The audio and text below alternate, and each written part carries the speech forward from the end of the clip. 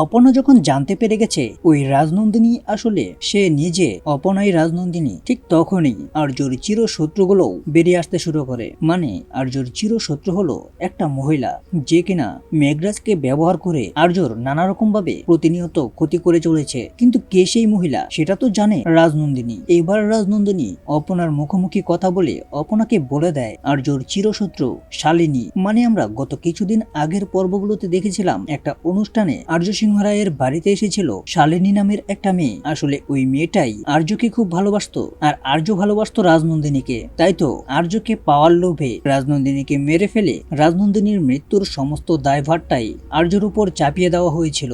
আর ঠিক এই জন্যই আর্য এখনো পর্যন্ত রাজনন্দিনীর ফিরে আসা, রাজনন্দিনীর অতীতগুলো যখন সামনে ভেসে ওঠে তখনই আর্যর কষ্ট হয় এবং সে অনেক ভয় পায়। কিন্তু আর্য নিজেও জানে না সে যে আসলে রাজনন্দিনীকে মারেনি, সে যে রাজনন্দিনীর খুনি নয়। এবার এই শালিনীর সম্পূর্ণ তথ্যগুলো অপর্ণাকে বলতে থাকে রাজনন্দিনী এবং রাজনন্দিনী অপর্ণার মাধ্যমেই আর্যর চিরশত্রুদের উচিত শিক্ষা দেবে। তো বন্ধুরা, এই নিয়ে বিস্তারিত জানতে হলে ভিডিওতে লাইক দিয়ে পুরো ভিডিওটি দেখতে থাকো। শুরুতেই থাকছে আজকের পর্বে দেখা গিয়েছে আর্য অপর্ণাকে নিয়ে সিঁড়ি দিয়ে উপরের ঘরে চলে আসে আর উপরের ওই বন্ধ ঘরের সামনে এসে অপর্ণাকে বলতে থাকে, অপর্ণা তোমার সঙ্গে আমি সমস্ত কিছু শেয়ার করতে চাই। তুমি জানতে চাও তো আমার অতীত সম্পর্কে?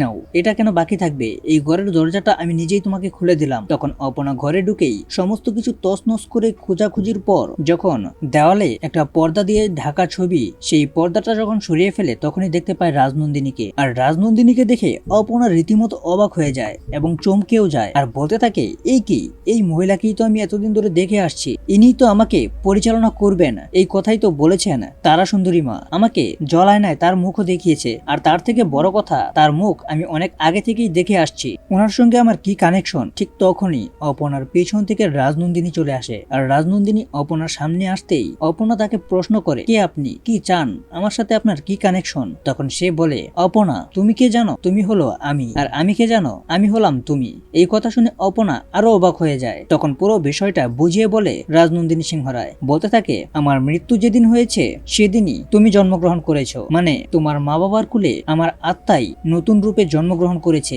তাই তুমি আমাকে সব সময় দেখতে পাও। আর আমি আবার কেন জন্মেছি জানো? আমি আবার জন্মেছি, আমার মৃত্যুটা স্বাভাবিক ছিল না, অকাল মৃত্যু হয়েছে আমার। এইভাবে পুরো বিষয়টা যখন খুলে বলে অপর্ণাকে, তখন অপর্ণা আস্তে আস্তে বিশ্বাস করতে শুরু করে রাজনন্দিনীর কথাগুলো এবং রাজনন্দিনী এটাও বলে, আমাকে খুন করা হয়েছিল আর এই খুনের দায়ভার পড়েছে আর্যর উপর। আসলে আর্য নির্দোষ, তাকে ফাঁসানো হয়েছে। মানে আর্যর চিরশত্রু শালিনী নামের ওই মেয়েটা যে কিনা গত কিছুদিন আগের পর্বে দেখানো হয়েছিল আর্যর একটা অনুষ্ঠানে এসেছে। আর অন্যদিকে দেখা যায় রাজনন্দিনী আবারও বলতে থাকে, অপর্ণা এবার তোমার মাধ্যমে আমি আমার মৃত্যুর বদলা নেব, আর তুমি যেন আর্যর সঙ্গে সুখের সংসার করতে পারো এই দিকটাও আমি দেখে রাখবো। তুমি আর্যকে বোঝাবে, তোমার ভালোবাসায় তাকে আগলে রাখবে, কারণ আমাদের সম্পর্কটা এই জন্মের নয়, শুধু 7 জন্মের, জন্ম জন্মান্তরের। পারবে তো তুমি সবকিছু সামলাতে অপর্ণা? তখন অপর্ণা রাজনন্দিনীকে কথা দেয়, হ্যাঁ আমি পারবো, আমাকে পারতেই হবে। তো বন্ধুরা, এই নিয়ে তোমাদের মূল্যবান মতামত কমেন্ট করো আর এরকম নিত্য নতুন সিরিয়ালের আপডেট পেতে